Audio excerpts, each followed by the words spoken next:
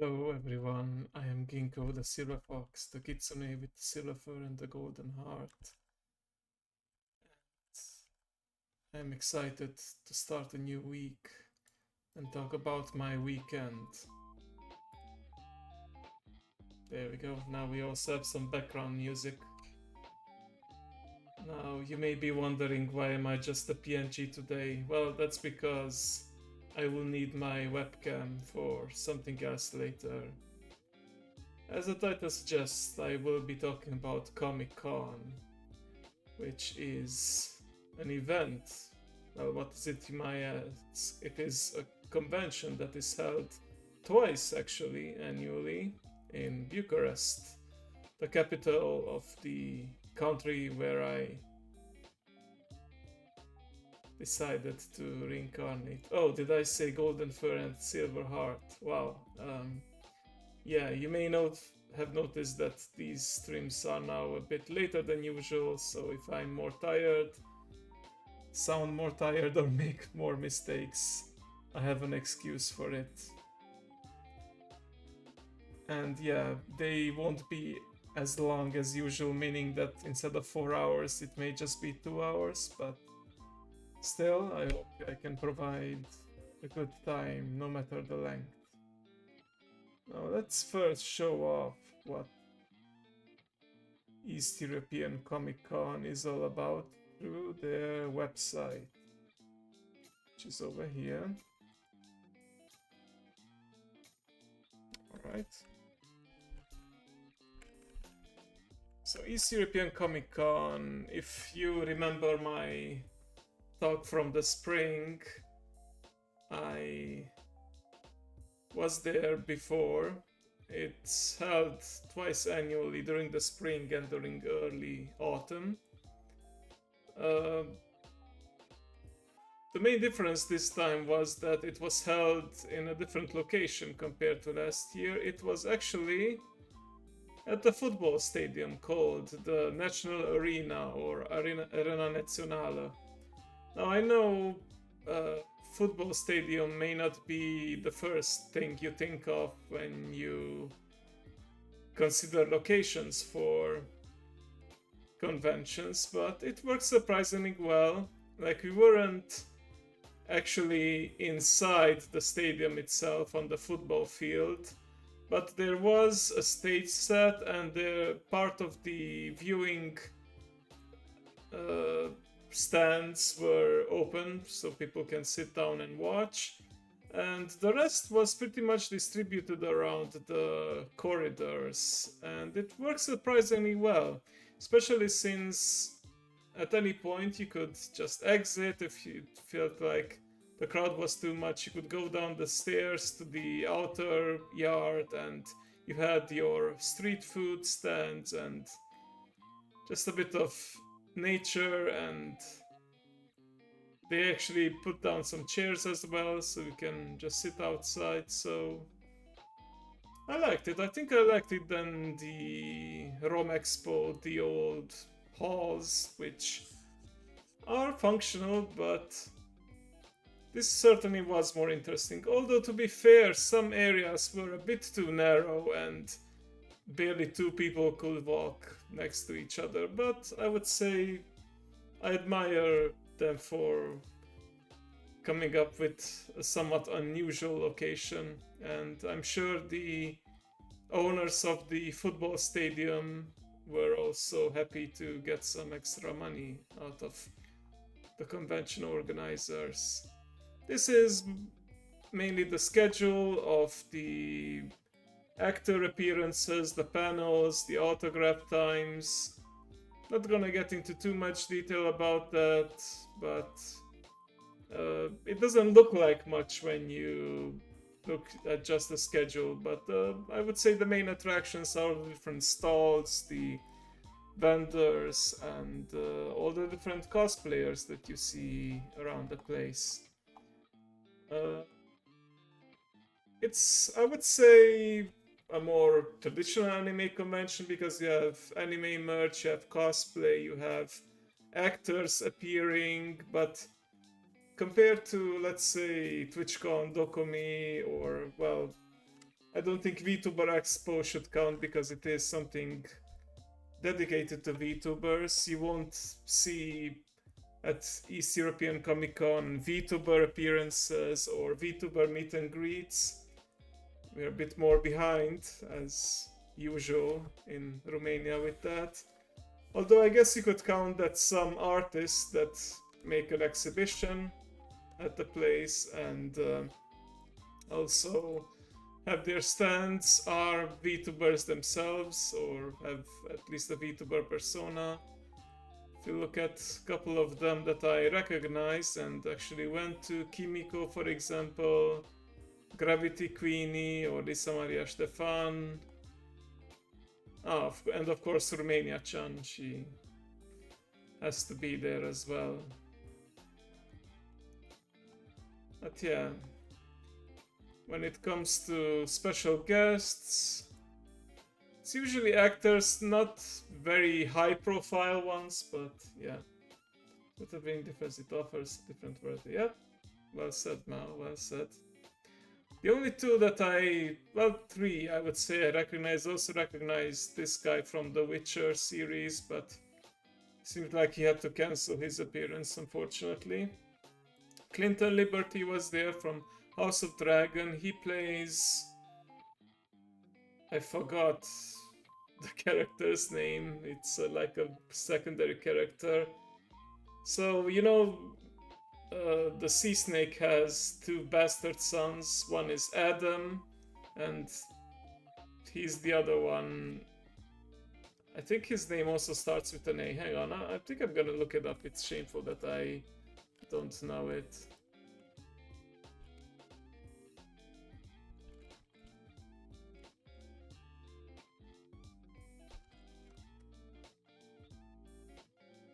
Oh no, he is Adam actually. The other one that I don't know about is Alan. Okay, Adam and Alan. So his character's name is Alan. Okay, there we go. By the way, I hope the music is not too loud and you can still hear me. It's appropriately called 2:30 AM. It's like a free-to-use Japanese music background music producer. Yeah, that's the word I'm looking for. And Toby Sebastian, he plays Prince Doran's son. Again, I forget the name, but yeah, these are not the main characters of the show, although I do recognize from the Vikings, yeah.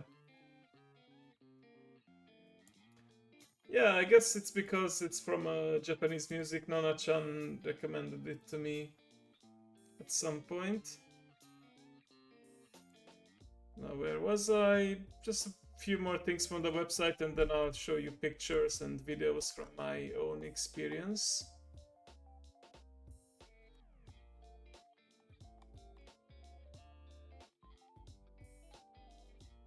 Yeah, venue and hour. So this is a 3-day event, and it does say here on Friday it's just for the commercial booth, street food, exploring the event. There's no actor appearances. Saturday, I can confirm that is the most crowded day. Lots of queues. Sunday, not so much, but still plenty of people. And I was there on Saturday and Sunday. Because, you know, Friday I still had to work and I only left in the evening and arrived in the morning. Which I guess is a good segue to go to Discord now and show the pictures that I posted there and also talk about the experience.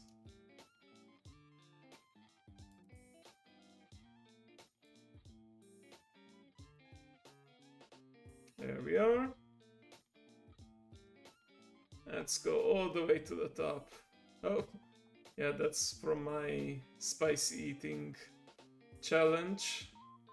Still have some scars from that experience, but I'm mostly over it. So this is the apartment that I actually stayed at. Had an interesting start, I would say, for my trip. So I took a night train to Bucharest, just like last time. It's well, more like emotional scars, physical scars. Yeah, it's no longer there, but yeah, I still remember the pain I felt after the stream. So yeah, I took the night train. It's 12, 13 hours. It's a bit, but it was a bit longer. There's usually some delays. The funny thing about that is it's mostly because our railway system is not the best, and to be fair, we do have to cross mountains often if you go across the country, so we have to make tunnels and follow valleys and whatnot. But I looked up trains that go directly to Vienna, for example, in Austria, because I was thinking maybe at some point I will visit Austria. It seems to be a very popular tourist destination during winter because of the Christmas markets. So I might check that out. And a direct train that takes me from my hometown all the way to Vienna is only about 8 hours. And again, it's a night train. So it's crazy for me to think that I can get to the capital of a country, of two countries away, faster than to the capital of my own country. But well, that's just how it works. Anyway, with some delays, I got there in the morning. I did get a message from the host of the apartment that I rented for one night, so I technically stayed only one night in Bucharest, Saturday night till Sunday morning. And oh, hang on, I should probably move the fishing a little bit so it doesn't get in the way of the pictures. There we go. She sent me a message that she would have to relocate me to another apartment. Luckily, she has like multiple apartments. I think it's not uncommon for certain people to own multiple apartments and only rent them out as like an Airbnb and hostel, hotel, motel, whatever you want to call it, or whatever is the right term. It had some technical difficulties. Apparently, there was a flooding, and yeah, last minute she moved me to another apartment, which wasn't too far from the first one, and it was still pretty close to the National Arena. Close. I wanted as close as possible to the convention. It was still a half an hour walk on foot, but not too bad. And yeah, these are pictures from that apartment. It had a cozy little kitchen and a nice little living room with I don't know if this is called a queen size or only king size bed, but either way, yeah, it could have been. She said maybe there was some problem with the plumbing as well, but yeah, it's fortunate that she had multiple apartments and could just put me in another one that didn't have any issues. And this is right here the National Arena, the football stadium, and the place where Comic-Con happened. I don't know if they will end up hosting it always at this place, but I wouldn't be against it. So this is what I mentioned, that they set up a stage that occupied a small part of the stadium, but you know, people could sit down at the usual seats, and this is where like dances and cosplay shows and actor interviews happened. Can see some of the crowd. There were all kinds of decorations, so these are like the perimeter of the stadium. There was plenty of space to walk around, I would say. Don't remember which actor this was. But yeah, this they always run like ads here on these big screens whenever there's a break or something. And yeah, the movie posters reminded me that Venom: The Last Dance is coming out this October, and Craven in 30th of December. Yeah, and Venom is on 20th of October. So probably wanna watch those. Oh, this is from the. So there was an area dedicated to traditional Japanese games, and there was a stamp rally happening, and this is where you could see all the stamp rally prizes.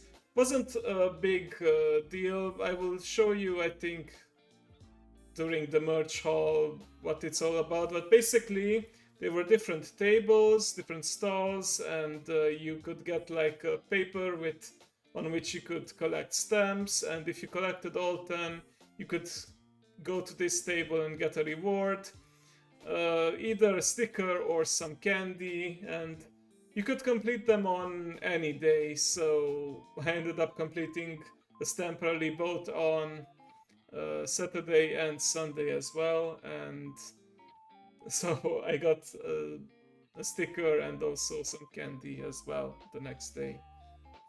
But it's more about the journey. Like, it's nice to have this extra incentive to check out all that the convention has to offer. Yes, you could do it more than once. Like I said, I did it on Saturday and then Sunday as well. So it's great. Oh, this looks like just a very random set of plugs and some chargers. Well, funny story here. I brought a power bank with me, but I guess it's one of the older models, and I didn't have the correct cable for it.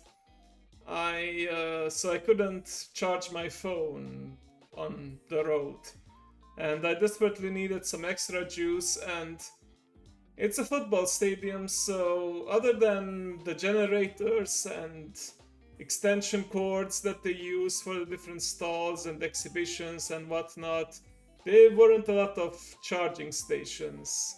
And this guy and myself found just a random two plugs next to fire extinguishers hanging, and yeah, we charged it up just enough so that it lasts until the end of the day. And here's some Star Wars cosplayers practicing their lightsaber battles. Yes. And it was like in a very secluded area, so you could also, like, if you didn't want to be at a large crowd, you could just retreat there and both recharge mentally and recharge your phone at the same time. Oh, I don't know why this is repeating. Oh, it's because it's repeating the set. I need to start, I think, on a new set. Okay. Yeah, because Discord still allows only 10 pictures, videos posted at a time, so I had to do sets of 10. So this is like the outskirts, this is the food court, the different tents. This is another picture from the outside of the National Arena. It's quite a large football stadium. And this is a picture from the inside of it. I'm not 100% sure if it was actually... I think this is glass here at the top, like it is covered at the top, because it was raining on Saturday and it didn't rain inside, so I think it would make sense that, yeah, it's covered up.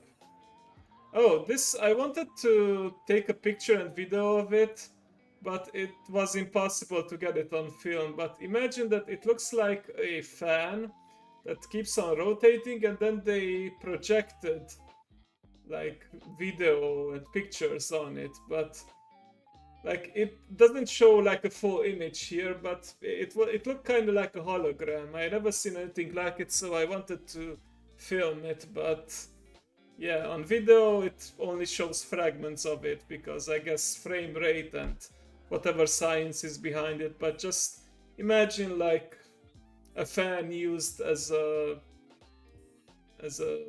screen, I suppose. Okay, what else do we have here? There were some gaming areas set up, like over here in the back you can see so I think I took a closer picture of it, but there were some racing games here with some other wide screens, and this was like a VR area. I didn't try it myself, but looked like fun. Oh yeah, here we go. This is the racing part. Like this is like some seriously super wide screen. I think it was some kind of NASCAR or Formula One racing game. The rolling shutter effect. Okay. Q. But we also had some more traditional gaming areas like the... Is it called table football in English? I don't remember. Or like in Hungarian we call it chocho, but it's kind of a weird thing to say in English. You know, you have those different rods and you have the football players on it, and you drop in the ball and then you compete with the other player to get the ball inside the goal. I forgot what this name was in English. But yeah, you also had some arcade machines in the back. Yeah, but I think you know from the picture and my explanation what it's roughly about, I hope. Okay, so this was a rather odd one. It was slime, like, you know, the slime with which you fidget with. And for some reason they had like a version that made it look like ice cream. And it was 25 lei, that's like... converted, I would say around $5 or so, but it seemed like too much to me. And they made it look like you could get sauce on it, and well, not like it looked like sauce and sprinkles, but they did say here that attention, this is not edible. So it actually made me a bit sad, because I would have loved some ice cream that had the texture of slime, but alas, it was just something that looked like ice cream, but it was still just slime. Like, you could put it in these empty boxes. I didn't get one in the end. I'm not a fan of slime, but I see how people like it, as you know, as a way of stress relief or just fidgeting around with it. Or for ASMR, I believe. Oh, this is... there were several programs throughout the day for the traditional Japanese area, and here we have an artist making a lovely artwork with just black ink. You will see in a later picture how the end result looked like.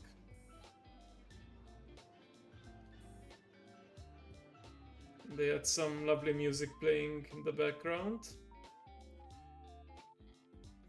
Here we have,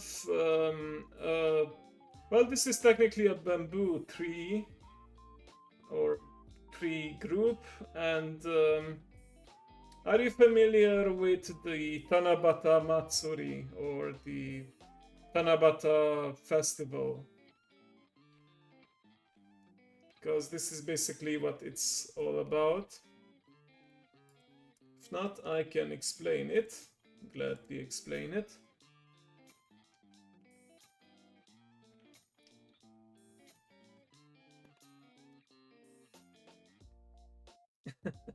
Yeah, it counts. I'm pretty sure it's heavily inspired from the real life festival. So it's held on the 7th of July usually, or as I just found out during this convention, in some regions it's held on the 8th of August, so like 7/7 and 8/8. And the idea is that you write these wishes on these colored papers, and then you hang them on the wishing tree and hope for it to come true. This was actually one of the stamp rally events too, so you could get a stamp for it. So yeah, something like not specific. Yeah, the bamboo tree basically. And because it was a stamp rally event too, I wrote on both days, and I don't know if it's supposed to be like secret, like it's not folded and it's not hidden or anything, but I've seen some amusing wishes like I want 100,000 pounds or pounds as in money, and something like, oh please let me get into college, so yeah, that kind of stuff. Also, some people I think just doodled on it, some smiley pig or something like that, but it's a nice little thing. Oh, and here we restart again, so another set of 10 to continue. Ah, I had this on during the previous Comic Con again. They had a stall with some sushi, onigiri, and this thing, the so-called, what they call the Japanese cheesecake.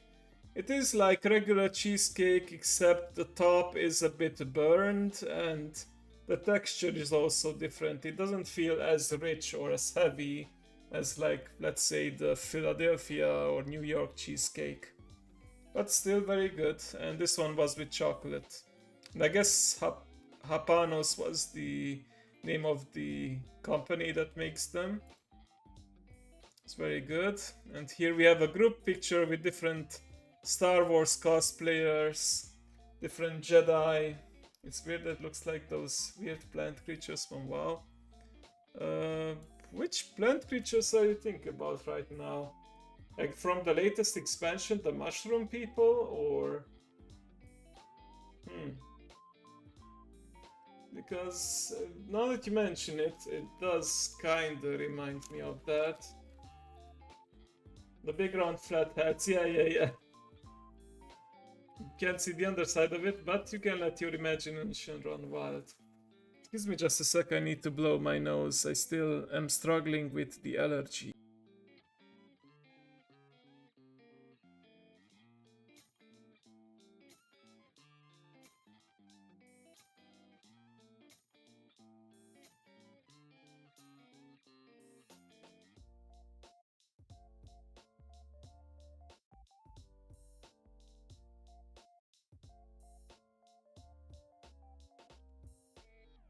Alright, so here we have a group picture of different Star Wars characters. Okay, pretty sure everyone recognizes Darth Vader. Some I think are just random Jedi.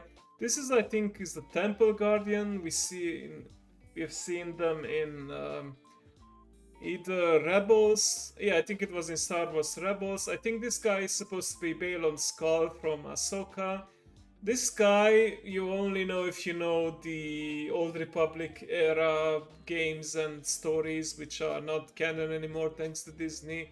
This is Revan, I believe, or Darth Revan. I mean, technically he's just called Revan because he was a Sith, but also a Jedi, so it's kind of a complicated story. I think this guy in the back, just barely visible through his mask, is the Starkiller from the Force Awakens games. And this, I think, is just a random dude with 2 lightsabers, but still looks cool. I think they just happened to randomly gather around, and yeah, people were taking. I just saw at some point people were. Well, what do you guys think? Pictures of, oh, nice Star Wars characters. And here we are at the so-called Kitsuke demonstration in the traditional Japanese area. She was demonstrating basically how people wore kimonos back in the day, especially like starting the 8th century when Japan stopped just imitating the Chinese clothing and really made the clothing styles and the materials and the way you make them unique. And she was demonstrating how you put them on. Hello, Starfunky, it's been a while. I'm doing good. I finished work and right now I'm talking about East European Comic Con. I was in Bucharest for the weekend. And yeah, here you also see the final picture of the guy who was painting earlier. So here we have the kimono dressing of men, and this is the final result. She did explain that nowadays it's just the priests at the shrines that wear these, but it's like several layers. She explained that women, especially if they were noble women and going to special events, could wear up to 12 layers of kimono on their body. Like the one that we see during festivals and the ones that we get to try on as foreigners are basically yukatas, the simplified versions, like just a simple robe. But yeah, 12 layers, it's a lot. And here we have like these suits, like these robes are huge, and this is just so she already wore a white dress and the Miko like skirt, and then she got like 2 more layers of kimono. You have a question about the Japan priest? Yes. I'm not an expert on them, but what do you want to know?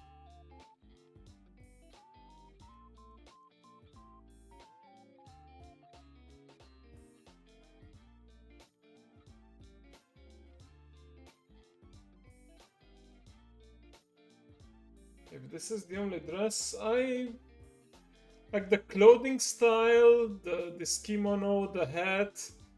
I've seen them myself, excuse me, when I was in Japan, but the colors can be different. So yeah, uh, this is pretty much the traditional wear. Excuse me. Thank you for the daily energy. I appreciate it.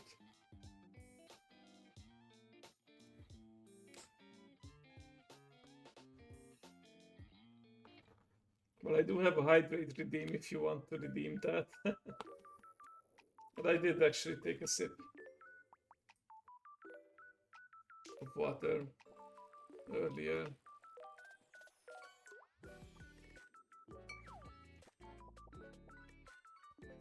Oh, you're not out of points. I see, no problem. Um, yeah, so here we have the female clothing. And I don't think I took a picture from... Okay, I will do one for Mao as well then. Thank you. So she got that large red robe and then a green robe. She said it's about like representing the different seasons. That's why you have like an alternation of red and green and other colors. And she said like at least the noble ladies always had like 3 ladies of honor, I think she called them, that would follow them around, and they would always need to arrange the dress because even if they moved just a little or like it could get creased, they needed them, and of course it took a longer time for her to get dressed. I don't show it in the picture, but she also had very long hair, even though I think it was a wig. But she said that back in the day, the longer hair you had, the more higher rank or status you had. So yeah, it was heavy, and they actually had to walk around the convention after that to show off the clothing. So I didn't envy them at all. But yeah, that's how it worked. Here we were at the sake tasting. So this lady was actually from France. I don't remember her exact title, but she does the import of sake into France, and she was an expert on sake. Asia event. I don't know when that is, Starfunky. Chances are I won't be doing many more trips this year because I need to save money, but that sounds like something I might be interested in the future. This is what is called sake barrel, like a traditional sake barrel. Oh, and here we have the cheesecake again. You could also do a taste testing of sake outside of this special presentation at one of the stalls, and it was nice because you could get all kinds of more dry, more citrusy, more sweeter sake, lighter, heavier in alcohol volume. Like sake can range from about 9% to 16-17%, with the rarest and more special kinds going all the way to 20%. But they did make a comparison to the Romanian Tsuika, which can be a very strong alcohol, and it seems to be a common misconception that sake is a strong alcohol. It's not really. It is in fact called rice wine as well. And yeah, they even had a sparkling sake, which is a novelty even in Japan, but just like how you can have sparkling wine, you can have sparkling sake as well. But there is also like somewhat of an anatomical explanation, because both Japanese and a lot of Southeast Asians have a problem where their genes, like I think it's just in their genetic makeup, like their body can't process alcohol very well, so they can't afford to drink too much, or as you may have heard of the thing called Asian flush, like they break out in red skin and all that. What about the fermented chewed rice wine?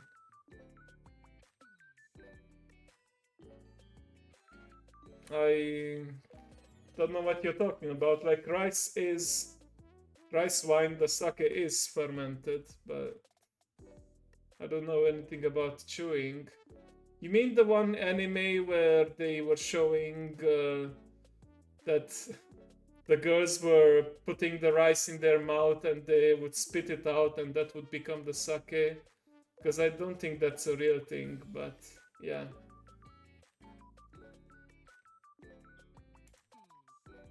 Okay, this is the cheesecake again. Yeah, it's actually called Kuchi Kamizake, but I believe that's just an anime thing. I think I actually asked an old Japanese teacher about that. Okay, here we have, they call it K-pop dancing.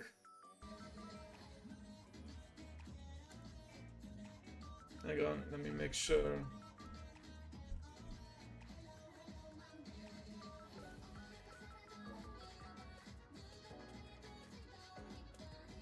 Why is it not playing properly? So I should probably stop the background music for this part.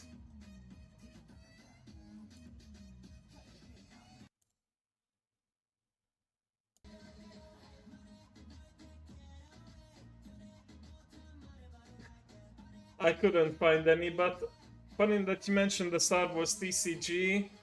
I did find some new merch from it, and I will show it off.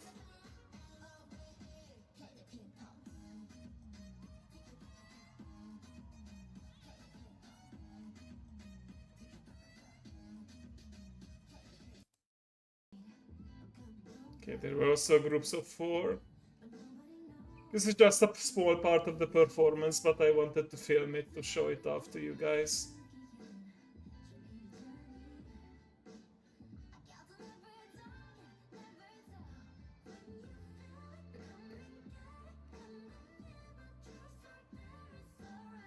Oh, these are professional dancers, apparently.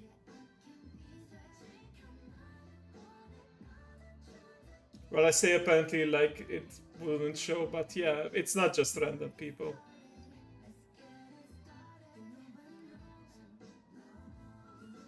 The weird thing though is that the schedule said it should be Japanese dances, but at the last second the announcer said it's gonna be K-pop dances actually, so yeah. I guess the other performers had to cancel or something. I'm not complaining though. quite an interesting performance.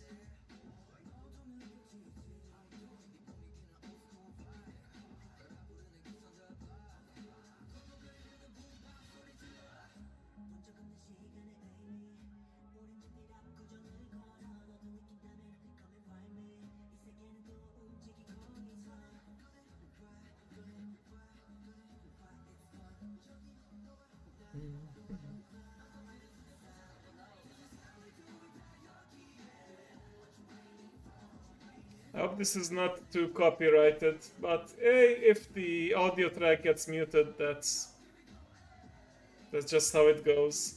At least you will still see the dancing in the VOD. I think the bounces that were around the stage bodyguards would have thrown me out, but tempting. Tempting. Okay, some more pictures. I think these were towards the end of the day. The exit. Oh, they had like this ice cream stand. It's very interesting. Like, you put the ingredients, like the ice cream sauce, and these are like the special, very cold plates, and you quickly chop them off, and then you spread them out like a pancake, and then you cut them and roll them up. And yeah, I think there is another picture in which I actually showed the end result of the ice cream. Yeah, over here. So this is the end result. Yes, I did buy something from Romania Chan. I will show everything after this slideshow. Oh, here's some more dancing. Dun, dun, dun, dun, dun.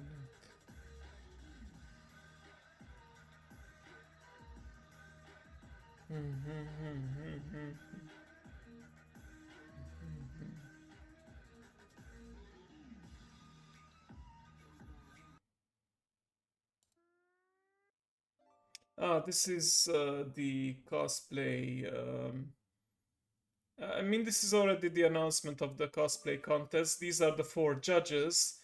Out of these characters, I only recognize this one who was playing Morrigan from Dragon Age. This guy was the announcer. He was pretty funny guy, and these are some of the contestants. This Iron Man costume looked pretty well made and very realistic, like metal and lights and whatnot. The guy could barely move in it, but it looked great. This guy was the winner of one of the categories. He was playing the mask in his, what's it called? Mariachi outfit, I think. And here's some more people lining up. Oh, we had someone in Springtrap outfit. But you know, without all the deadly coils that crush you inside. Oh, here's some more dancing, of course.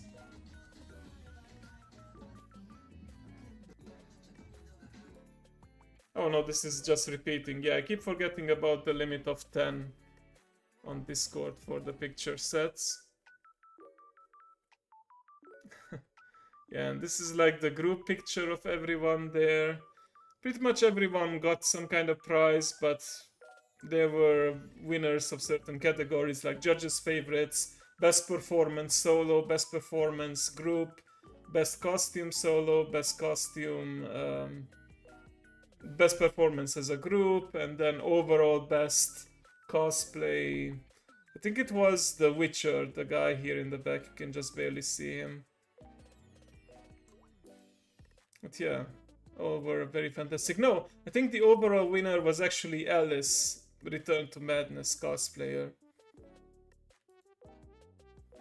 Yeah.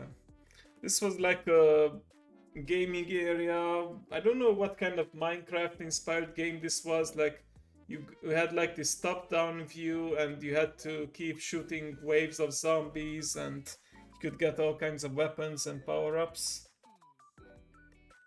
Oh yeah, I could do that, but you can see it on Discord and open it up later. I'm too lazy to do that right now and it's late. Okay, some more picture. Minecraft dungeons. Yeah, that may be it. Oh, and yeah, another picture from the VR area. It was some kind of escape room, I think. That you had to play Regatu Shokuro, the Kingdom of Games. You had all kinds of tabletop games here, and you could play with others. This is also where I found the Star Wars TCG, Star Wars Unlimited special starter deck.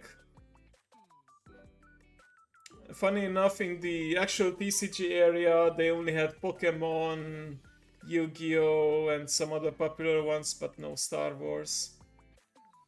I think this was towards the end of the day on Sunday already. Just wanted to get a picture. And yeah, they are pretty much confirming that there will be another edition on April 2025, and then possibly yet another one on September 2025. But the exact dates have not been fixed yet as far as I know. And this, I just wanted to take a picture of the sleeper car in which I stayed in. Again, on Sunday night, I took the night train and headed back home, and this is how the cabins look like. It was like, you could see it was pretty old design, like probably from 70s, 80s, but it was still functional and fairly clean. This is how the inside looked like. You had like two beds, one on the bottom and one on the top. When I was traveling to Bucharest, I was at the top bed, the bunk bed, or top bunk, and at the when I was going back, I was at the bottom. So yeah, I mean, I don't know. Maybe some people can actually get a full night's sleep, but I had trouble falling asleep and woke up several times throughout the night. But it's still better than trying to sleep in the usual chairs that you find. So yeah, this is, by the way, a sink that you can like open up and wash yourself a bit. There was even like a shower cabin. So yeah, could talk about Hogwarts. Yeah, exactly. And yeah, that's pretty much it for the pictures and videos. Just one more story time, a picture that I will not show here, but I did meet Crow, the artist who you can thank for the concept art for my avatar for Ginkgo. You can find her Twitter link there. She was cosplaying as Gura one of those days, and also managed to talk a bit with her about her project. Like, she literally graduated high school last year, so she's at the beginning of the journey, but she said that like the main thing that she's struggling with is organizing everything, because, you know, she has her Patreon, she has commissions and all kinds of stuff. It was great. She was very sweet, and yeah. Yeah, exactly. I remember that she graduated high school around the time I became a Twitch affiliate. I remember that she was my first subscriber. Like, after the prom night, she was so happy for me, she just rushed home and then straight up subscribed, even though I wasn't streaming at the time. But yeah. Also, this cheapy PNG that you see right now was a birthday gift for me, so yeah, it was great. And we also talked about some different things. I don't want to spoil it, but she's working on something for me, like another avatar wise. But yeah, she's trying to organize everything in her life, and well, at least the lucky thing for her, because she's not from Bucharest, but she has her boyfriend living in Bucharest, so she was visiting at the time. So yeah, it was easy for her to get to the con. Yeah, I'm gonna let her cook. I'm not rushing anything, but yeah. So it's a pleasure to talk to her, and it was an honor to meet her in person as well. But yeah, let me take a quick BRB and activate the camera and show off the different merch.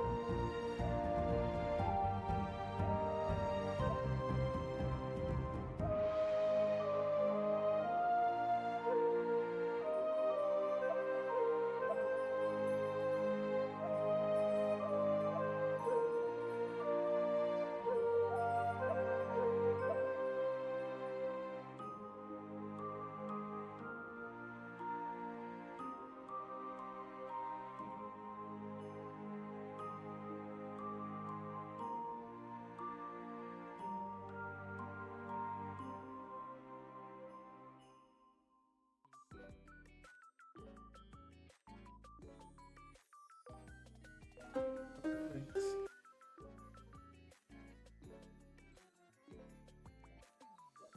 Here we go. Hello again, everyone. Nice to see you all. Alright, let's see, what shall we begin with? Well, I guess I might as well show off my keychain. Yeah, these are my keys, and well, I had my hand reveal before, but yeah, in case you haven't seen before, I actually do have fingerless gloves. Yeah, it is shooting at you, and also because of how my camera is angled, you can kind of see yourself here. Yes, exactly. So this is what I got from Romania Chan. I suppose if you're not Romanian, you may not fully understand the joke, but we have like a rubbing alcohol called Mona, and it is characterized by a sexy nurse, traditional sexy nurse on the alcohol bottle, and Romania Chan made like an anime waifu out of her, so you can kind of see the bottle on it, but the camera doesn't want to focus properly. Also, yeah, this is my uh, Steam Deck that I got for my birthday this year. That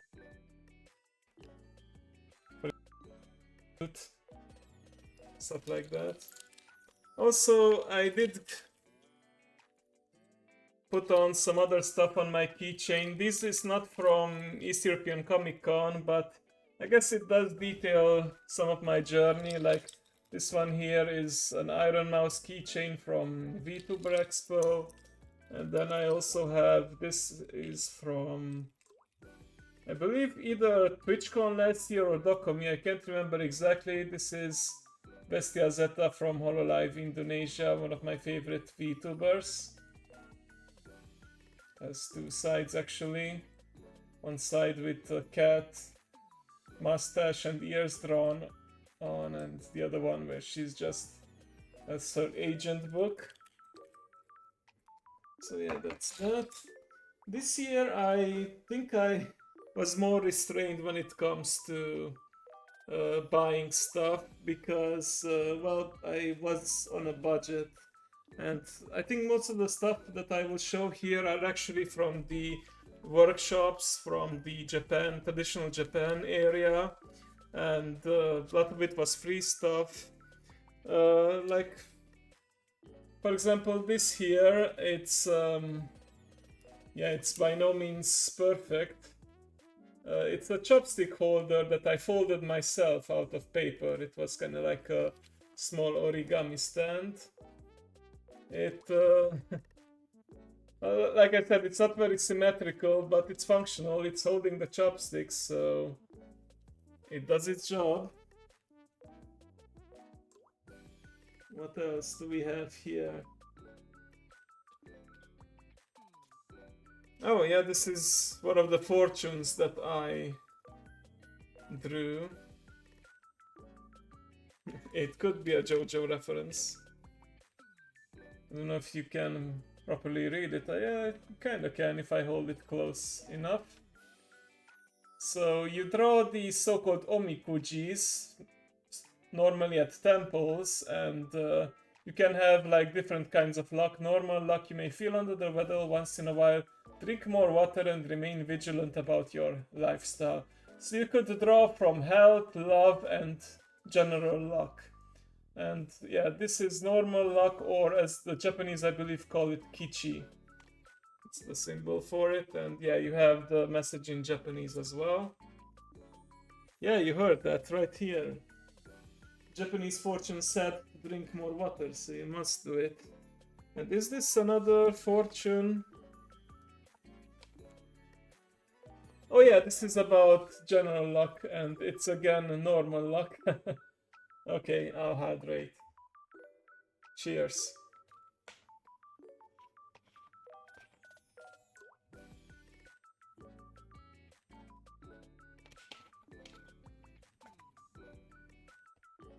Okay. So this too was normal luck. I had a bad luck draw, but I didn't take that home with me. It's tradition that if you get a bad luck, you like put it up at like you bind it to a certain place, like dedicated area. Study wins the race. Keep going on the path you've chosen, and you will eventually achieve your goals. Yeah, tie it up at the shrine, exactly. That's the word I was looking for. Alright, speaking of fortunes though, I think I know what this is. Yeah, it's just a white envelope, but inside, this was, I believe, from the artist area, was basically a For 20 lei, you could get a so-called fortune reading. So inside it were 3 tarot cards that you could keep yourself, and the lady who was selling it, yeah, milk is white water, so you're good. Okay. And I basically got 3 tarot cards. Temperance. I don't know if you're familiar. This is a major arcana, I believe. That's all I know about it because I play an astrologian in a D&D campaign. This is a Page of Cups and the Page of Swords. Pretty nice artwork. Like, she specializes in drawing custom tarot cards. I did buy from her last Comic-Con as well. And apparently these 3 cards, the fortune that was read from it was that apparently I have more direct. I'm trying to translate it because she said it in Romanian. Like, I have a more direct, logical side and also a very emotional side. And then she smirked and laughed a bit like, oh, this is very interesting. And she said that I need to keep a balance between the two, the logical direct and the very emotional side. Like, I need to keep them in balance. So I guess this is what Temperance, Page of Cups, and Page of Swords supposed to represent. Like, usually during these fortune readings, though, I've noticed that people say generic stuff that can be applied to almost everyone. So yeah, it's interesting though, and it's a nice looking card. So yeah, I'll take that. All right, next thing.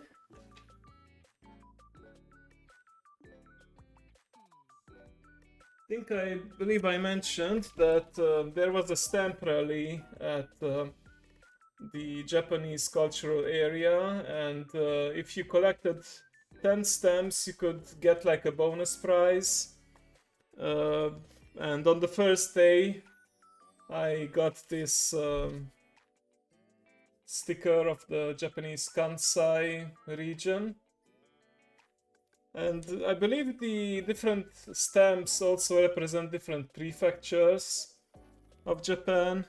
Funny thing is though that the first day that I completed the stamp rally, they allowed me to keep the completed sheet. But the second day, I had to give it up, like I have to give it in. But I don't know if in the first day I just misunderstood and took it with me by accident, or if they actually changed their mind and they said to the organizers said to the lady at the stand, okay, you need to actually have proof that people completed the stamp rally and that you gave them out legally, gave out the gifts legally. So yeah, Romanian instinct that you can keep it. Yeah, could have got a third prize then. Well, yeah, true. I didn't even think about that, but yeah, it's fair enough. But you know what? I now have an additional souvenir and proof that I completed it. I didn't think about competing on Sunday, but there was on Sunday, which I don't think it was on Saturday, a quiz where people could like there was a tablet set up and you could enter a website and several people could play a quiz, and the one who got the most answers correctly didn't get 1 stamp but 2 stamps at the same time. So that's when I was like, oh, you know what, I wanna gloat a bit that, you know, I got first place at the trivia and that I got 2 stamps instead of 1, so let's complete the stamp rally again. And I did, but that sheet I couldn't keep, so yeah. Oh, this is just like a bonus discount code that I got from the Regato Jocurilor when I bought the Star Wars thingy. And this was one of the activities at the stamp rally. You could fish out these plastic balls from a small pool of water, and but the catch was that you didn't have a proper net. You had like these nets that were made out of paper, and You have to be quick because, of course, paper gets wet and then breaks, and as soon as it breaks, it's game over. So you needed to get as many as possible, and I only got one, but many other people only got one. The really careful and lucky and skilled ones maybe got 3 or 4. But yeah. I asked, do I have to release the ball back into the pool? And she said, no, you can keep it as a souvenir. So yeah, that's what I did. Yeah, the Takeshi's challenge. Another thing was this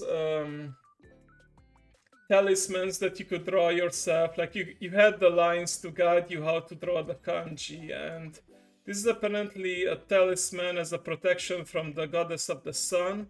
I looked it up later, and so this reads Ama Terasu O Mi Kami Gu, which translates to directly to Amaterasu, the great goddess shrine. The last one I wasn't sure of what it said, but Nana-chan was kind enough to translate it for me and explain it for me. There's no actual Amaterasu Grand Goddess Shrine in Japan, but it kind of looks nice. Gu, for example, when I was in Japan, I was at the shrine that was called Meiji Jingu. Like, Gu is like another word for shrine in Japanese. Alright, what else do we have? Maybe from the Japanese area? No, I think... Oh, I do have one other thing. Like another place where you had to learn kanji and draw it yourself. This is the word for Kyoto. Kyoto, one of the historical capitals of Japan. Wasn't even the first one. The first one was Nara, then it was Kyoto for a long time. Then it became Edo, and then Edo, once the Imperials took over again, Edo was renamed Tokyo, the capital in the east, but Kyoto is still an important city to this day. It's a bit of history lesson for you. And now we are getting to more of the Artist Alley merch. I got these anime. Sometimes, like you guys know, I like gacha. I played Blue Archive and all that, so I got some mystery bags too. This is from. So I bought from 4 people in total at the Comic Con. So yeah. Sister Edo, that is. Ah, okay. Well, I will keep it as a souvenir, the talisman. I mean, I may not believe in Amaterasu as the Shinto people do, but I do admire her. She has some really interesting stories. She was a badass. Also, it was also hilarious the part where she hid in a cave and she had to be coaxed out, and she came out in the end not because she cared about the people, but because she was like, oh, such radiance. She saw herself in a mirror basically, and she said like, oh, such radiance, it wouldn't be right to deprive the world of such beauty. And yeah, she decided to come back out, and that's how the sun returned to the world. They do say that the Japanese imperial family is a direct descendant of Amaterasu, so did Amaterasu actually exist? Is she a goddess? Who knows? But anyway, these are some stickers from Kimiko, another Romanian artist and VTuber. A lot of these are Genshin Impact or Honkai Star Rail. Don't know who this character is supposed to be, but it was part of the set. Yeah, the good old time machine. Yeah, it may be some OCs. She does like drawing male characters as well. This is almost 100% certain it's supposed to be Sephiroth. Again, not sure who this guy is. Or this guy with the eye patch, but looks cool. Now, I know this is from Chainsaw Man. And this is from something Little Sister is a gremlin or something like that. I could recognize the hoodie anywhere, and I think this is Blade from Honkai Star Rail. So yeah, have a little sticker collection.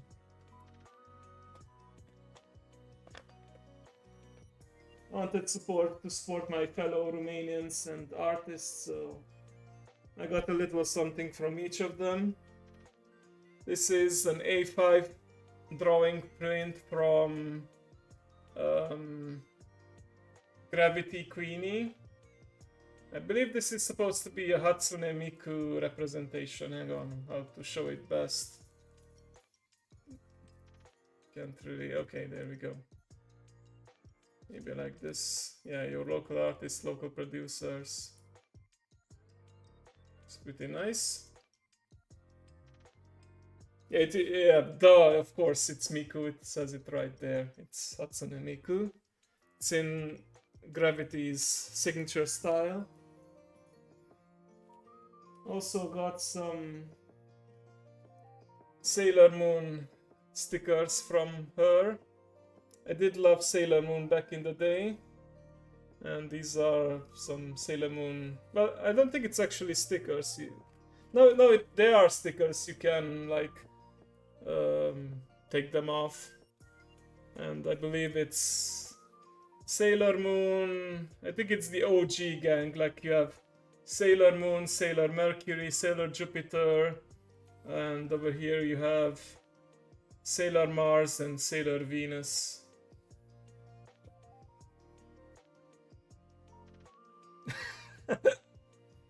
I don't think so, Mao, but maybe I would look good in the tuxedo mask outfit. Alright, what else? Okay. Oh. Sure. Let's continue with some merch.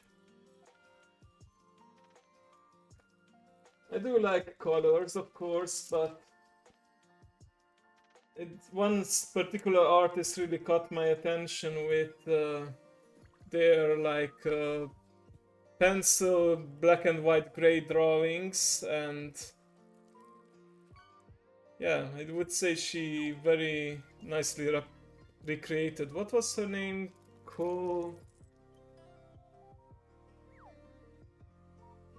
Think Kariku? Should have taken a note of the name, but yeah, this is Deadpool. And then a bigger art of Daenerys the moment her dragons hatched. And no, don't worry, it's not safe for work, it's only down to the shoulder. Can't actually see anything, but yeah, very cool looking artwork, and it's pretty crazy to think that this was only just with pencil. No Booba here. And that's it, I think, for the art stuff that I got. Oh, yeah, I guess this is just a commercial, like a flyer for... Maybe you can scan the QR code if it's visible enough. From Sake. Oh, the Romania-chan, yeah, I explained. I got the Mona keychain from her.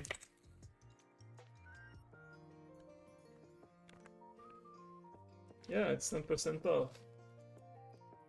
Oh, this one is from the Japan area activity. Yeah, the thing is, I went to Romania-chan on day 2, like on Sunday. Well, technically it's day 3 because I think the artists are there from day 1. And she had a lot of her stuff already sold out, so that was my mistake for not going earlier. Some of the activities is that the Japanese, some Japanese guys were at a table and they would draw your name or the name that you picked on the table. This is technically my human disguise as a real name, but if you can't read Japanese katakana, then I guess it's okay. It's not doxing.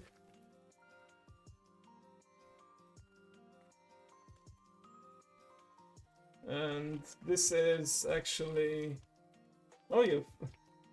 I'm curious if anyone brought her Dakimakura, because both Romania-chan and Gravity had Dakimakura covers, that is. And this is, again, my name, but this is Ginko, like Gin and Ko, Silver and Fox.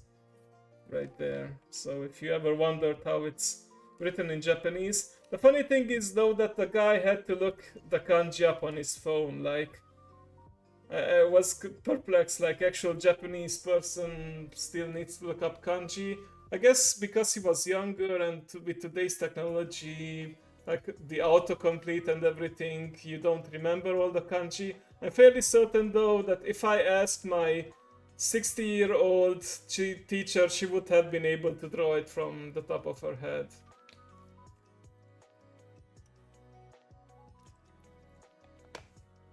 Sure, why not? I don't think you can post links, but you can post it on Discord. I believe you are on my Discord, so...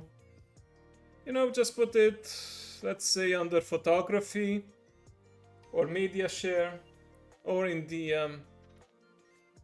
I mean, it's not that risque, the mousepad, right? Because she's in her traditional Romanian outfit, but okay.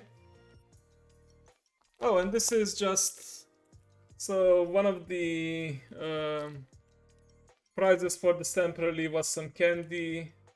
This is what I got on day 2. There were actually 2 pieces, but yeah, one I ate because I wanted to try it, and one I left it for now.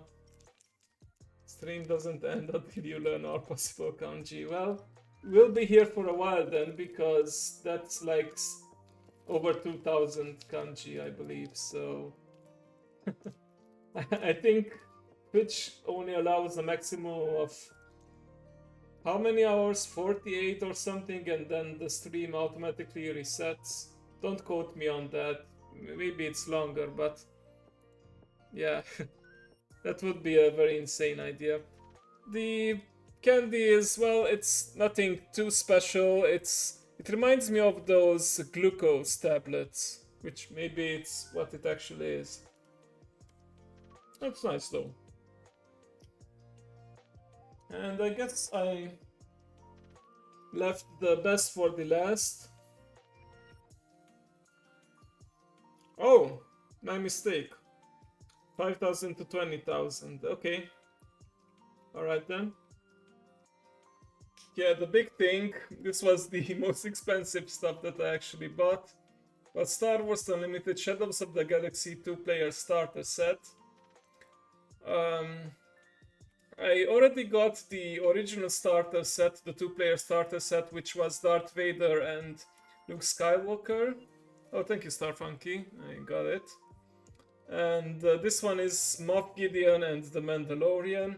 I suppose if you haven't watched the Mandalorian, you probably have no idea who these characters are, but yeah, these are actual characters from that show. And in the back you have like an explanation of the decks, like you have a deck list. And the box also comes with... So the total is... Oh, hang on. It fell a bit.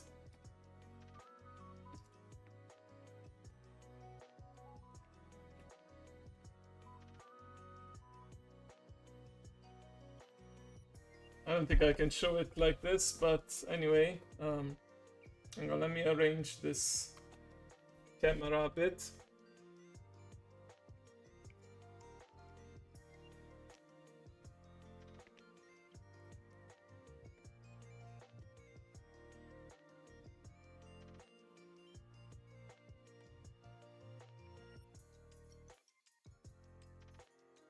Come on.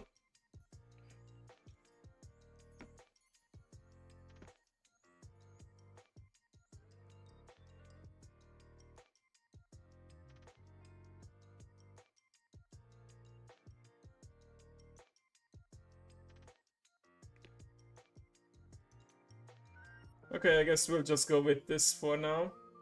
It's a bit unstable, but I don't know if you can combine them like a deck, I think can have a maximum of 60 cards. And with the two decks combined, you have 110 cards. You have like some counters, like tokens, quick start rules, playmats, posters, and folded deck boxes. So yeah, starter kit is a pretty good name for it. Also, at the shop there was a game where you rolled a die, and yeah, hang on, I'm about to show it.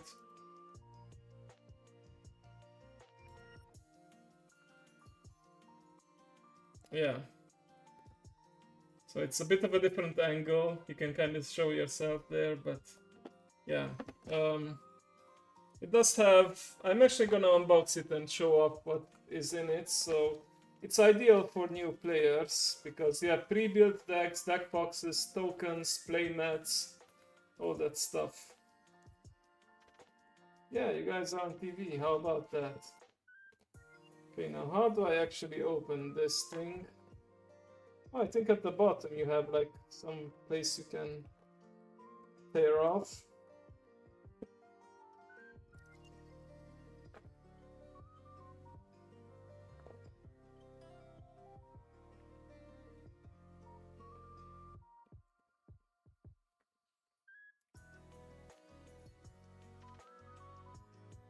Okay. Maybe, yeah, from here, from the side.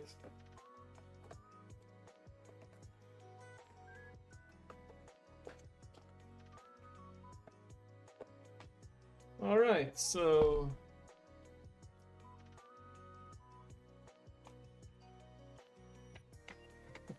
Of course, so yeah, here you have the...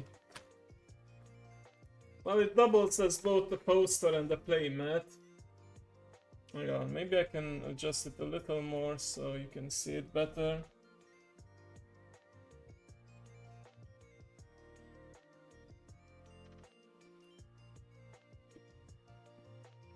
Okay, I have no idea how to properly set this up, but there we go. So yeah, this is the Mandalorian poster and the playmat. I think I will keep one of these because I can also quickly show off the different rules and how to play. Okay, stay there like that.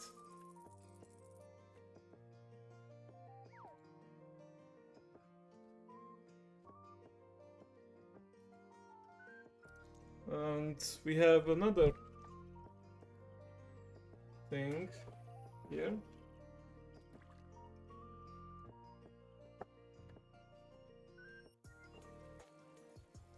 So these are the different tokens, like it's actually counters, like damage counters. We have a bunch of 1s and 5s and 10s as well.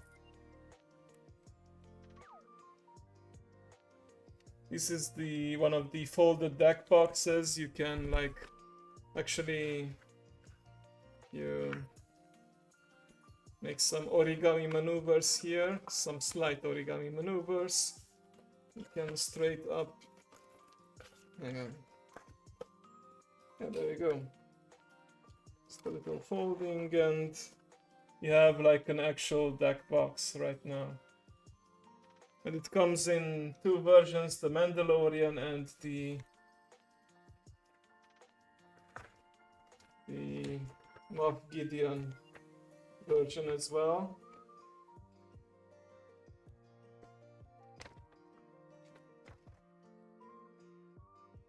Yeah.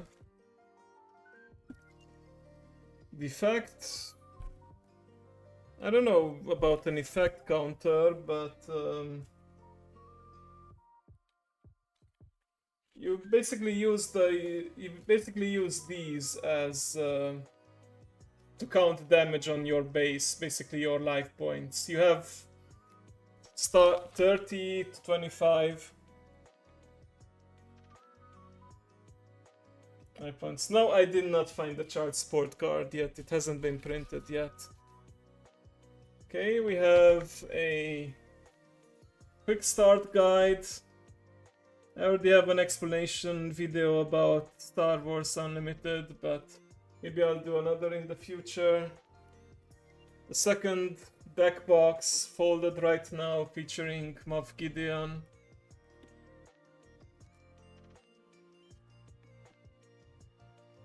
There you go, I think this is a more proper angle now. Okay. I think because I showed up the Darth Vader card, which said I am your father, I think that's where the child support card joke came from. There we go, now we have the Moff Gideon deck box as well. Yeah, you see, I remembered. Okay. And what else is in the box?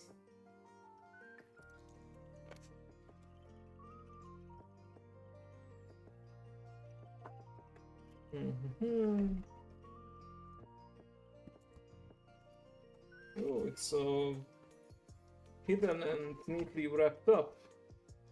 So now we have the actual cards and decks. I will try to be careful not to mix them up.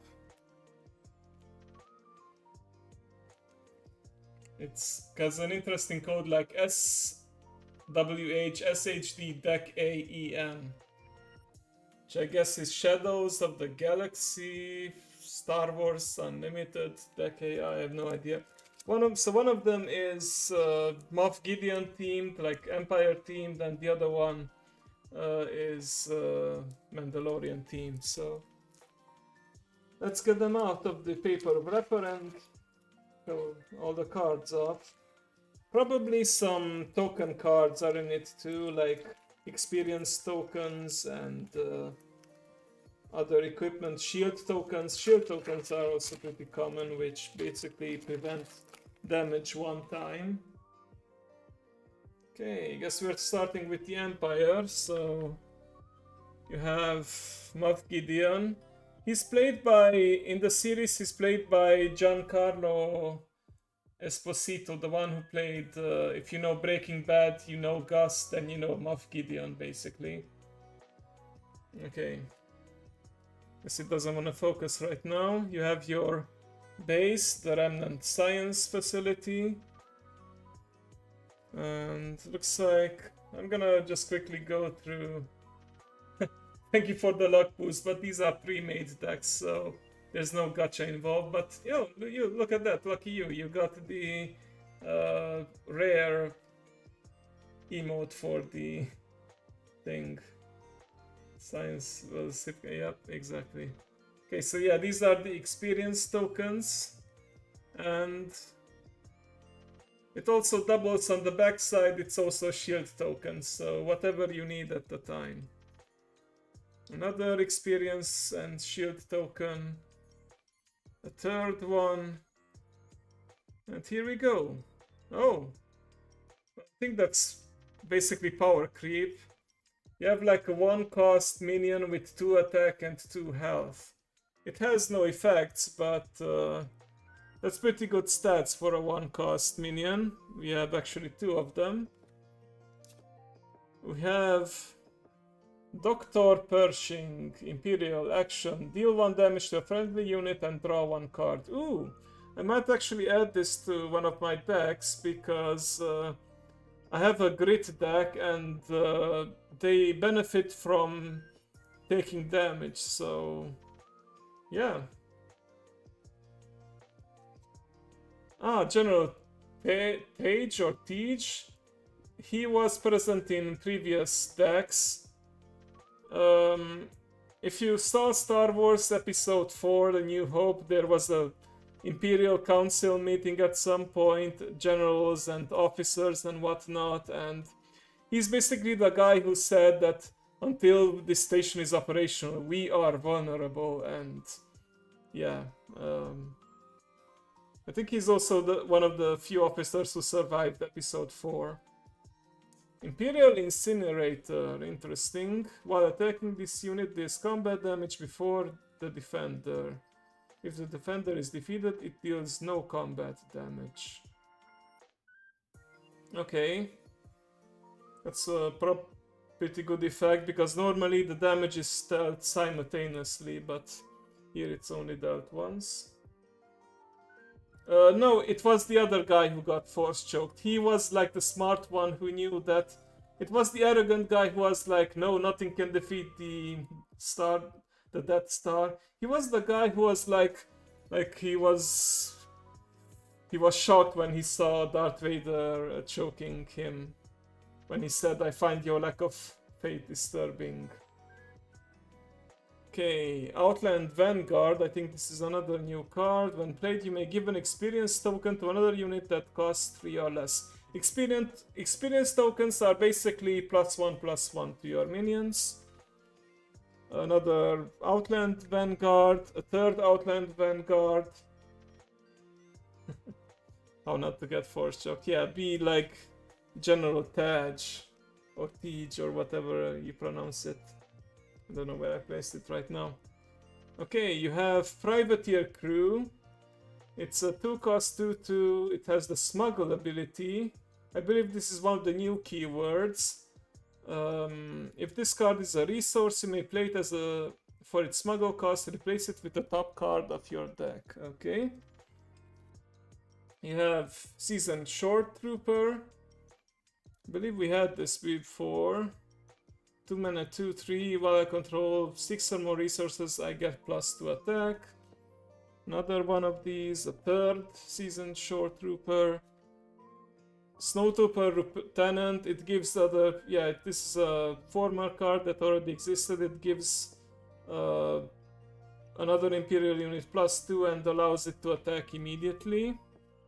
Which is pretty good, because normally you have to attack, then wait, but with this you summon something and then you can attack immediately.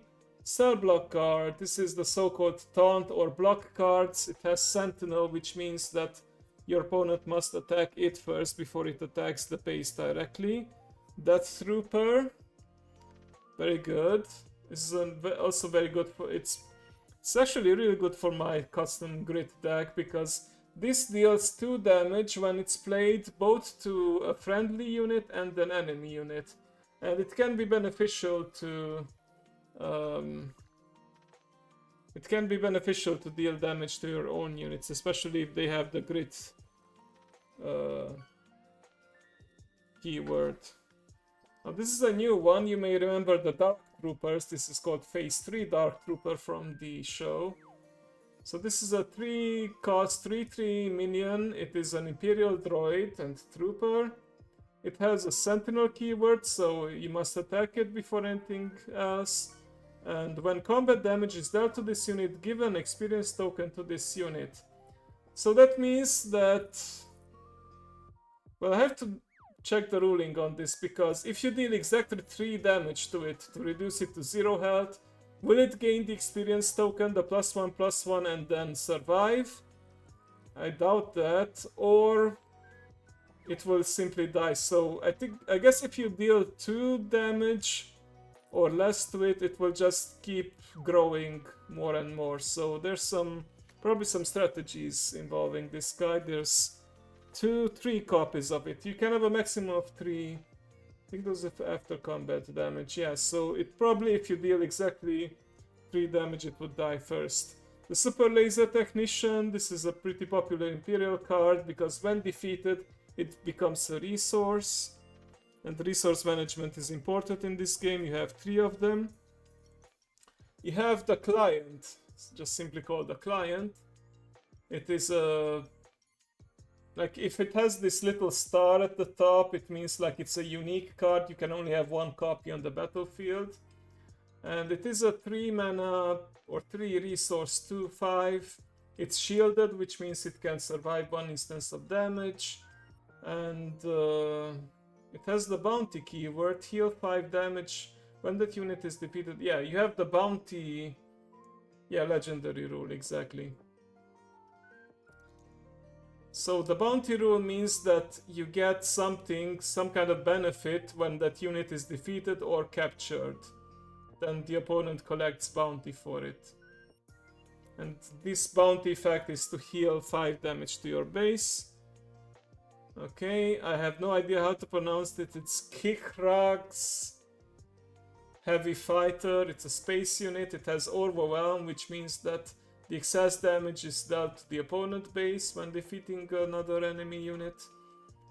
And on attack it can also exhaust another friendly unit, and this unit gets +3, so it's a 6/3 basically when attacking, as long as you have at least one other unexhausted unit. You have System Patrol Craft, pretty standard space unit, you have 2 of them. It does have Sentinel, so it can protect your base and your other minions. You have one of the new Bounty Hunter cards, Discerning Veteran. When played, this unit captures an enemy non-leader ground unit. So captured units are, this is a new ruling. Capturing units means you put it face down under this unit until this unit leaves play. So basically it removes the unit without sending it to the graveyard, or is it called graveyard? I don't think it's called graveyard in this game. It's called the discard pile. I just checked it over here.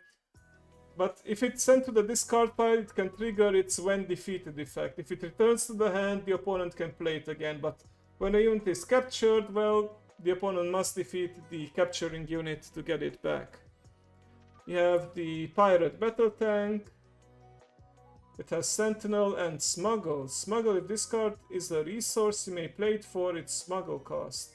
Replace it with the top card of your deck. So pretty interesting new ruling with the Smuggle. So if you... So it has a separate Smuggle cost of 7. So if you play it normally, it costs only 6. But if you play it as a resource, and let's say you have 7 resources, you pay 7, and suddenly it comes from your resource into play. So yeah. Cards that zombie virus from Star Wars. I don't know if they have zombie viruses in Star Wars, but they do have the Night Sister witches. They do raise the dead as zombies, so we've seen that in Ahsoka, so maybe. Gideon's Light Cruiser, like this is Moff Gideon's special ship. It's an 8 mana, 7/8. It has Overwhelm when played. If you control Moff Gideon as a leader or unit, play an Imperial unit that costs, or villain unit that costs 3 or less from your hand, or discard pile for free. For free, okay. So that costs 3 or less. I mean, it has to cost 3 or less, so you can't play huge units, but yeah. 3 cards are 3 cards, and looks like you have 2 copies of it, but it has the legendary mark, which means you can only have 1 copy on the field at a time, and you have a 3rd copy of it actually too. Okay. Top target.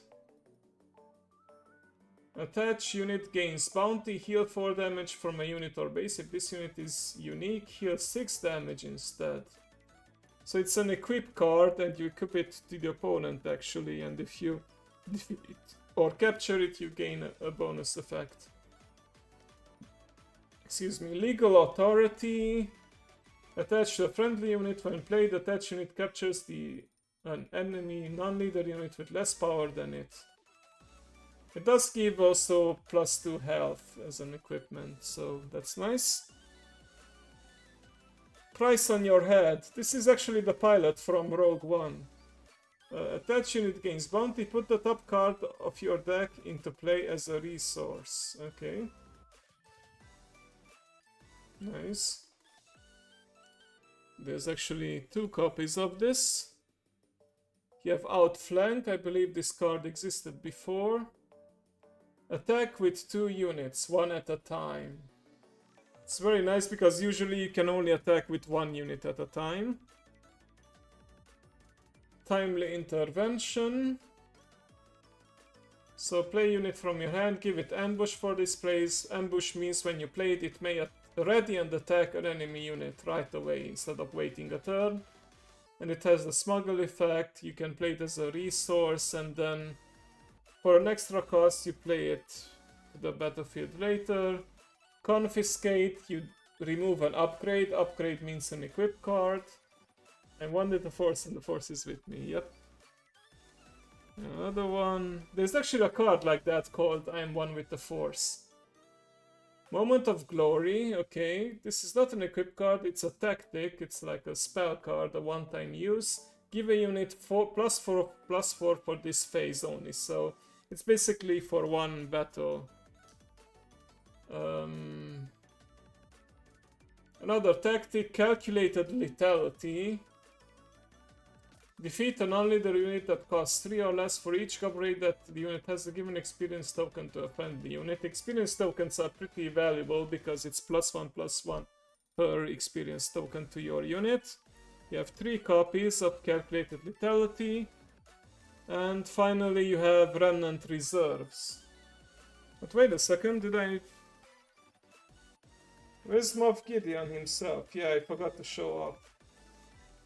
So, yeah, the leader cards...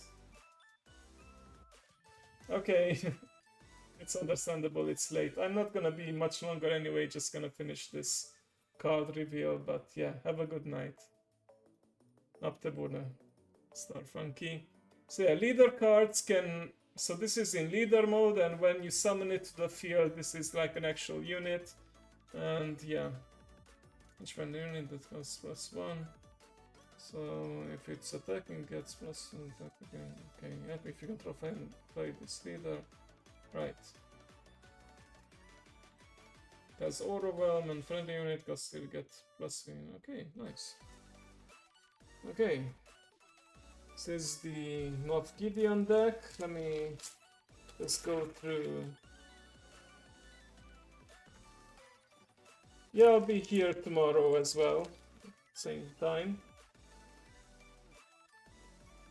So this is the Mandalorian, or Jin Darin as his actual name is. When you play an upgrade, you may exhaust this leader. If you do, exhaust an enemy unit with 4 or less remaining HP. Exhausting is like, I think, tapping in Magic the Gathering, meaning that exhausted units cannot attack unless you ready them first.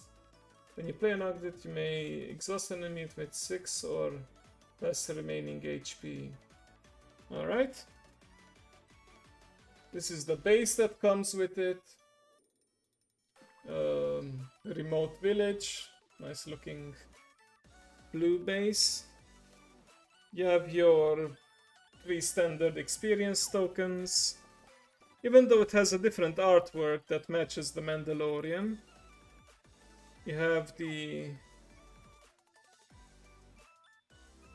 Clan Ren Recruit, 2 mana. I keep calling it mana even though it's called resource in this game. 1, 2. We have 2 copies of it. Follower of the Way. This is the way. That's like a catchphrase from Mandalorian. When this unit is upgraded, it gets +1/+1.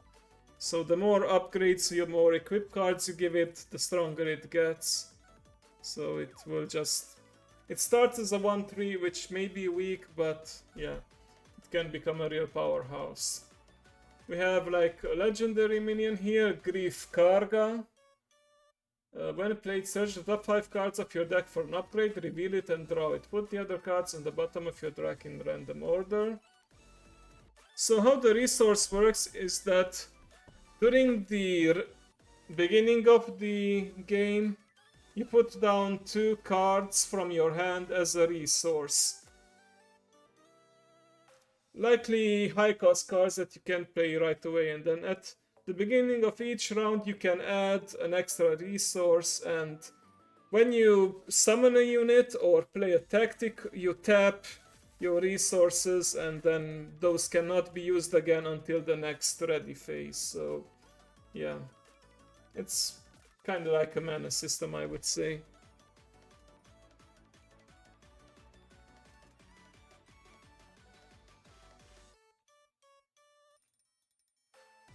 Okay, so that's Grief Karga. Oh, you have 2 copies of Grief Karga. Oh, everyone's favorite. Even if you haven't watched the show, I'm pretty sure everyone knows Baby Yoda, or Grogu as his actual name is. You have 3 copies of him. Yeah, I would say it's like lands in MTG. I think you can get... How many lands can you have at most? I think 8 or 10. I think in this game there's no upper limit, but the highest cost minion I have seen was 8 and 9 or so. But yeah, Baby Yoda 3 copies. As an action, it can exhaust an enemy unit. And it doesn't cost anything, looks like it. As many FC1, then it's like this game. We have Quill. He's the guy that keeps saying I have spoken. Restore 1 minute unit attack, heal 1 damage. Okay. I believe this is the Mandalorian ship, although no, that would be a legendary. This is a 3 cost 2/5 spaceship vehicle transport. Pretty good stats for 3 cost. You have 3 copies of it. Mandalorian warrior. I believe this depicts Jango Fett. Don't quote me on it because it's like the blue color on the armor, but it could just be a standard Mandalorian armor. When played, you may give an experience token to another Mandalorian unit. So you have the Mandalorian tribe, so you gotta watch out for that. Protector of the Throne. Interesting, I haven't seen this outfit on Mandalorians yet, but it says when it's upgraded it gains Sentinel. So if you give it a... So if you give it basically an equip card, it becomes a taunt or block unit. Speaking of block units, you have Village Protectors, which is already a Sentinel and it's shielded. So for 3 cost you have a taunt unit or block unit that can also survive at least 1 attack because it's shielded. Shielded means that when you play this unit, give it a shield token. Shield token means that the first instance of damage is negated. Though you can still remove it with different tactic or spell cards. We have a bounty hunter here, Chain Code Collector. It has ambush, which means it can ready and attack right away when you play it. And if the defender has bounty on it, then the defender gains -4 attacks. So pretty good at taking out units with bounty on them. Razor Crest. No, this is the Mandalorian ship, the Razor Crest. It has Restore 2, which means when it attacks, you heal 2 damage to your base, and when played, you may return an upgrade from your discard pile to a hand. So reuse upgrade cards. The Mandalorian seems to be a lot about equipping things, and you have 2 more copies of the Razor Crest. You have Survivor's Gauntlet. It's another space unit. When you play or when you attack with it, you may attach an upgrade to a unit, another legend unit controlled by the same player.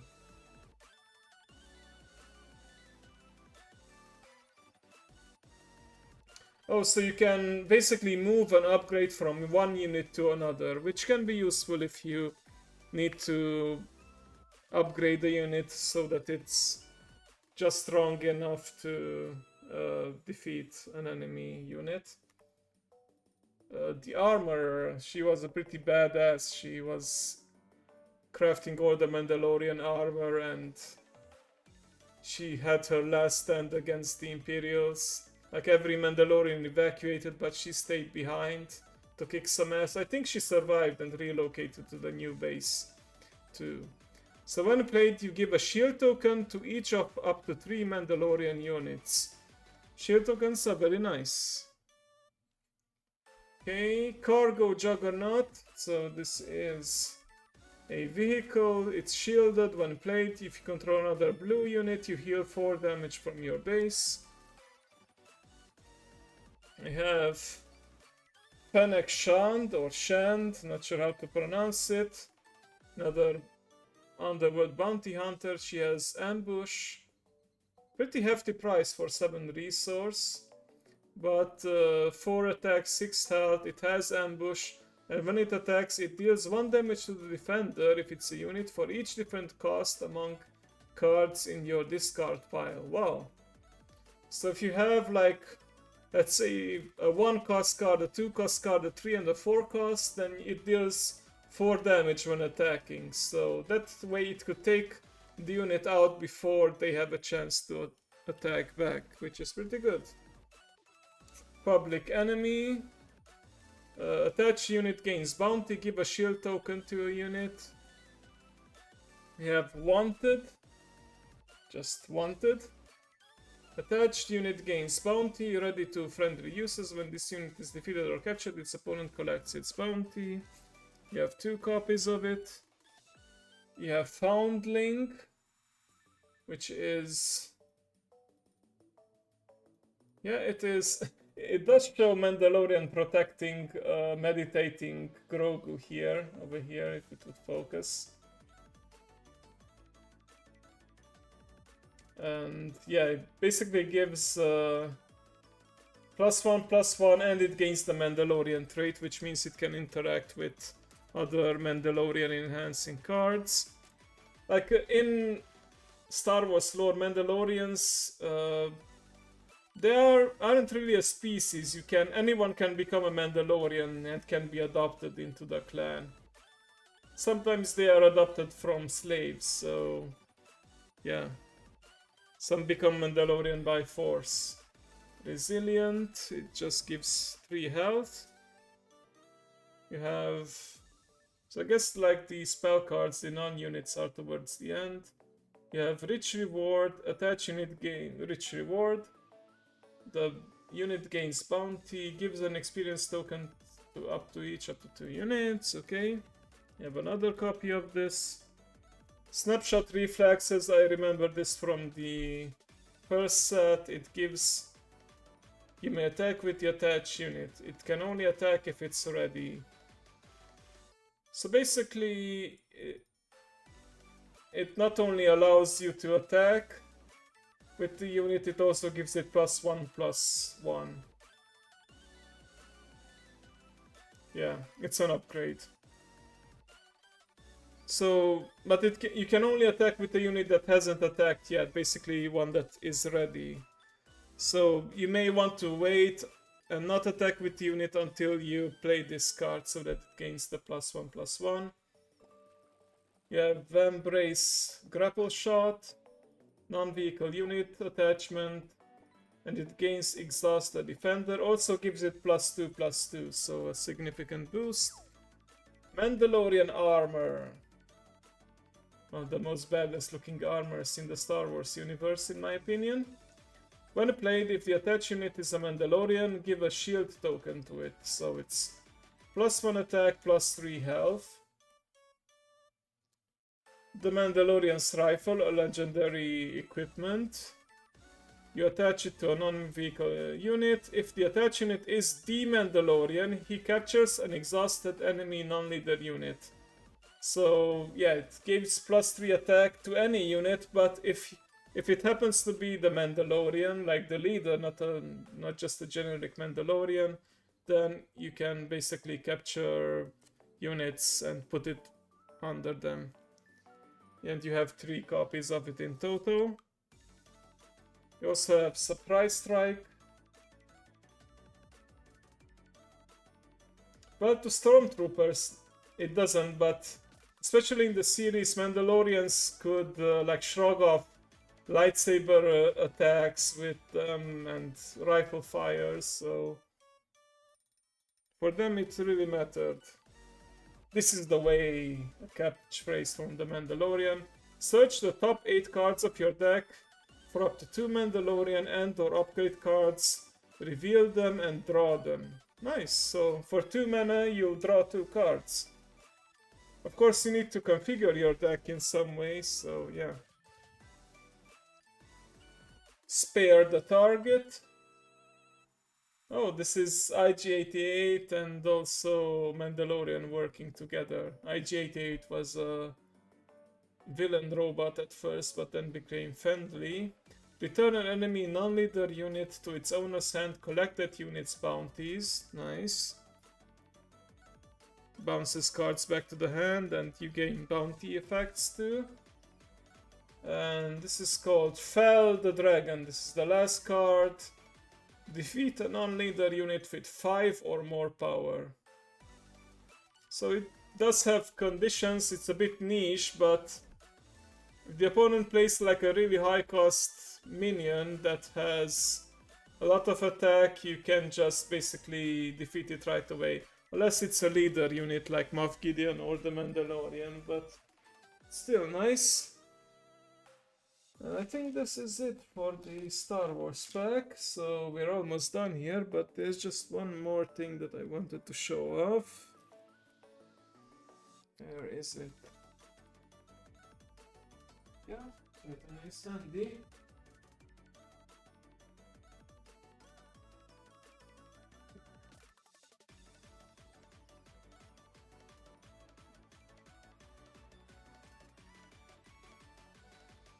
Here it is. There we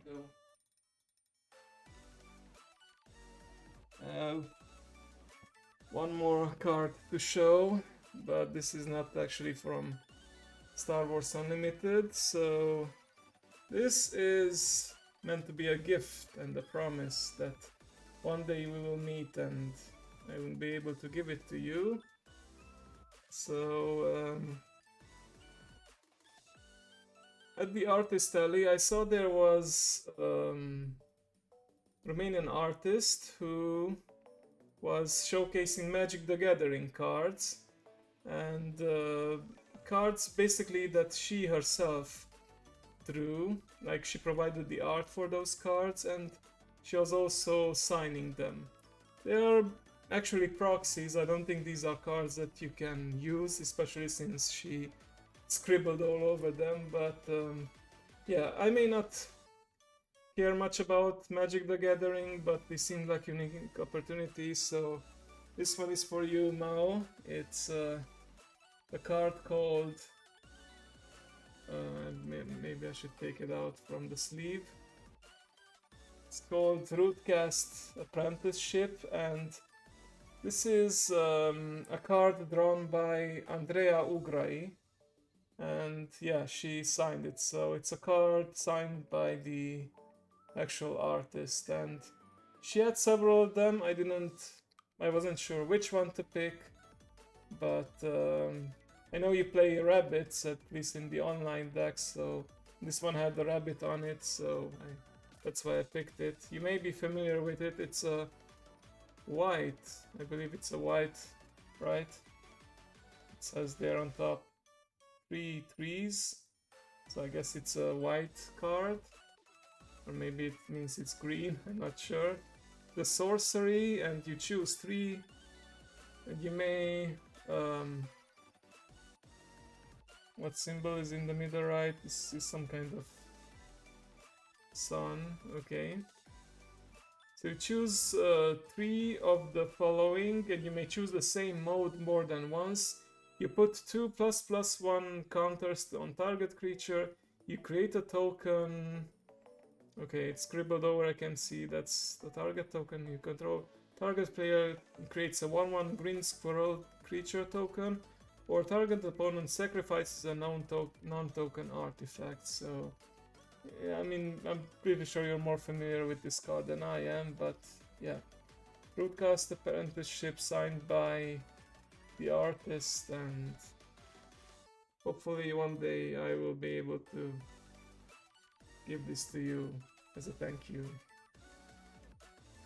So yeah, that's pretty much it. I hope you like it.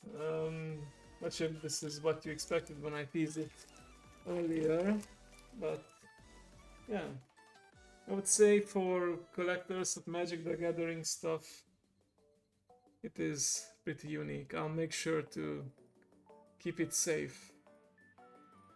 I was lucky enough this year to meet several of my British friends, so hopefully next year it will be you as well. So yeah. Alright then, I think I'm just double checking. I don't think I forgot anything. Well, I showed off everything that I wanted to show. And it's, I think, pastime that ended the stream here. Like I said, these will be a bit more shorter streams this week, at least during the weekday. Tomorrow it's gonna be some more Yu-Gi-Oh history, then World of Warcraft, and even more World of Warcraft. Fortunately, I won't be able to raid with my guild this week, but we'll recover some other time. So, thank you all for watching me today. I hope you found East European Comic Con somewhat interesting. I'm pretty sure that I saw some foreigners there as well, so it's not just for Romanians, but of course it's the most convenient for Romanians, especially those in the capital, but I would say give it a try if you want.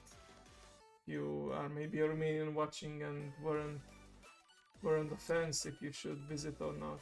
I would say it's worth it. And later on, I'm pretty sure their Facebook page is gonna show all the different cosplays and other worldwide pictures. Alright, before I go, let me find someone to raid, shall we? Pass on the love.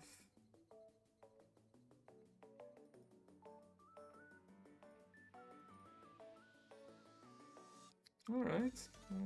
Glad to hear that people hear about it even from the abroad. I'm pretty sure I remember that among the cosplay judges there was someone from Belgium and Poland too. Don't remember exactly though. Okay, let's see who is online.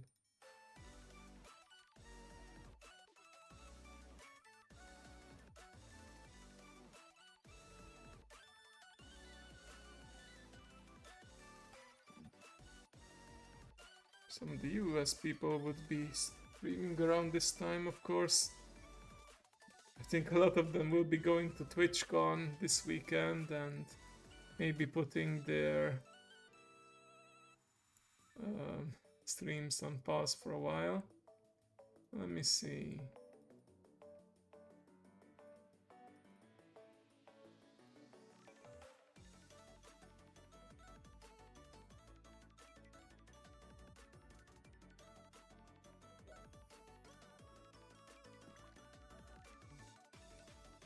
Oh, there's this guy I've been following for a while but haven't raided yet. Cozy Kun. Oh, he's playing Yu-Gi-Oh! Nice. That's an automated plus. IRL steam from here. I mean, it's... Let's see.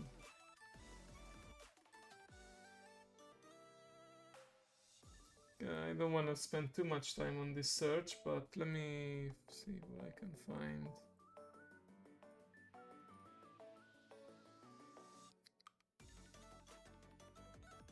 Maybe I will go with Cozy Kun because he is actually doing a subathon as well, so show him some love there.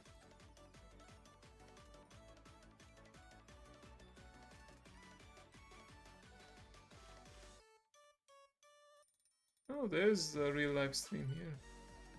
Don't follow them, it seems, but it says last stream. Let's see what this is about. Last stream before TwitchCon.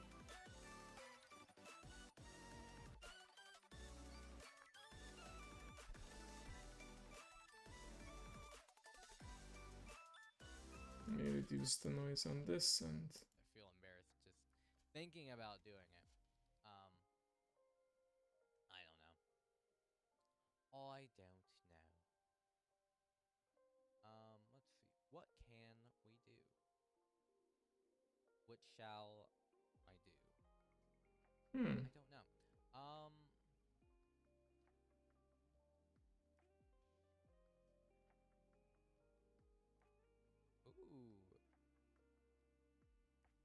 Okay. You know what, we're going to the Panda Punch game. 3 Toma streams? Crazy. Wait, are they ending too? I don't know what to do, to be honest. I don't want to default to Stardew, but like... Wow, he's just starting actually. Okay. I'll come up with a more interesting list of games to play, but now All it's right. just like Here we go. I've got to play something. I've every Oh, thank you, Mal. So we have the raid message or the raid sub message right over there where I'm pointing, not exactly at me, but hey, I can poke myself. I never realized that. Don't actually feel anything on my face would be freaky, but yeah. Thank you all for joining me today. Remember to take care of yourself and love each other. And give some love to the Panda Punch Gamer, Whitey, and I'll see you tomorrow. It's fine, Mao. Thank you for your help as always. Bye bye.